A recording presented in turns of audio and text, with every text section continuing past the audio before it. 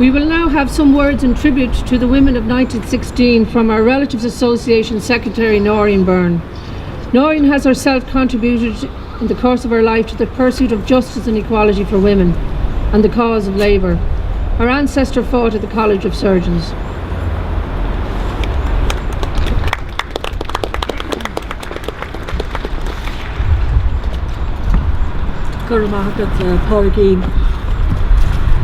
As a granddaughter of a combatant in the Stephen's Green College of Surgeons garrisons, I am immensely honoured and proud to be here today paying tribute to the women of the 1916 Rising on behalf of the Relatives Association.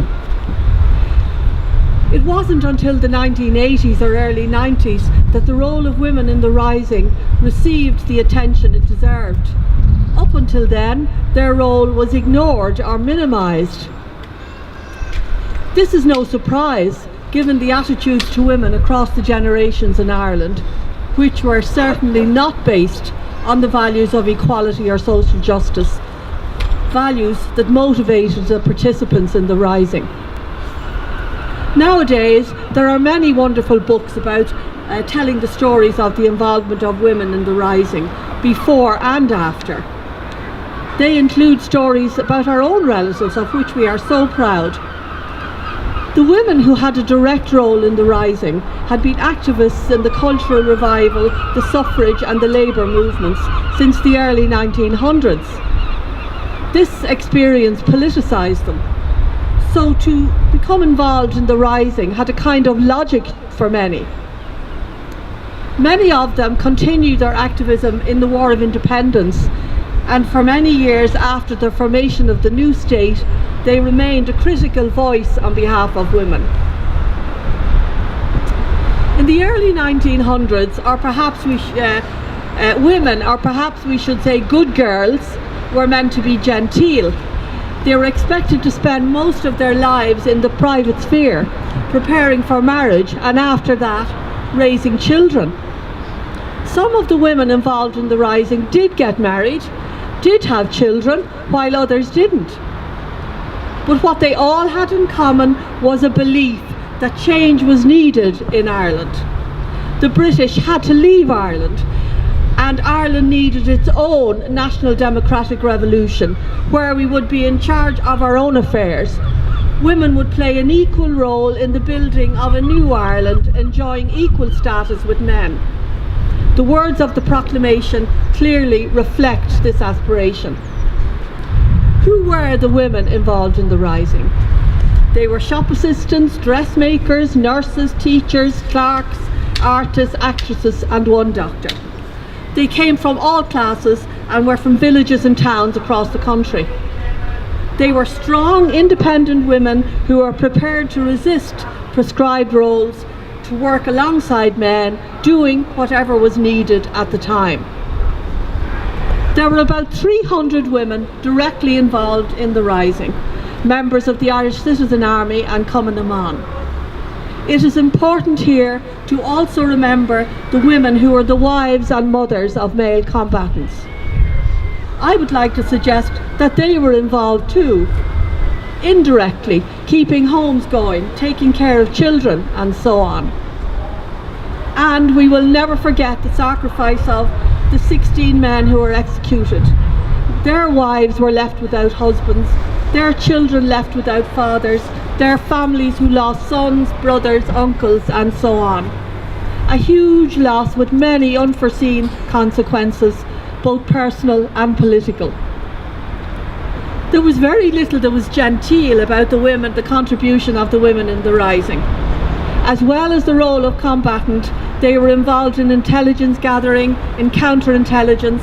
They were dispatch carriers, couriers, medics, and catering personnel. These are essential roles in any army, but because they were done by women, their importance was demeaned by the use of such phrases as, the women carried messages on their bicycles. The dispatchers were called basket girls, and they were only nurses, and they did the cooking. In other words, not really that important, and certainly secondary to the men.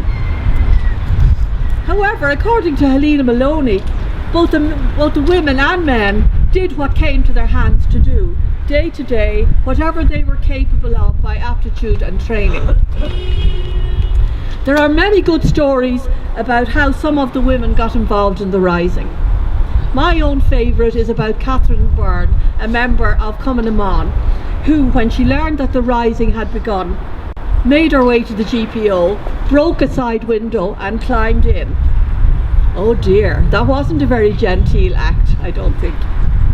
Women played a vital and substantial role in the rising, and as we know, at the end, 77 of them were arrested and brought to Richmond Barracks, after which some of them were imprisoned in Kilmainham jail and others in prisons in England. After the rising, they continued their activism, organising support and assistance for the families of those executed and for the prisoners. They became heavily involved in the War of Independence. I like to think that some of them may have remembered a speech made by Constance Markievicz to the Women's Franchise League in October 1915, in which she said, "If you want to walk around Ireland or any other country, dress suitably in short skirts and strong boots, and buy a revolver." At the same time as being engaged in politics, many of the women continued their involvement in women's organisations on issues of health, housing and poverty, and no doubt many other issues. This tradition, working at national and local levels at the same time, continues in the women's movement today.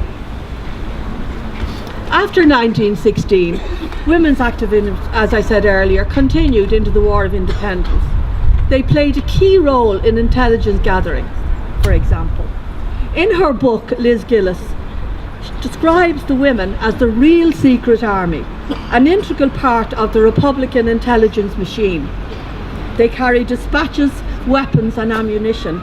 They befriended soldiers in order to get valuable information about the Crown forces.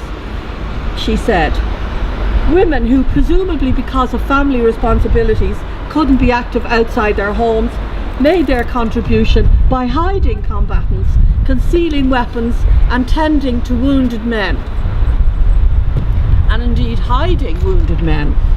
Liz Gillis also writes that the actions of women were just as crucial as the ambushes that happened around the country in bringing about the truce.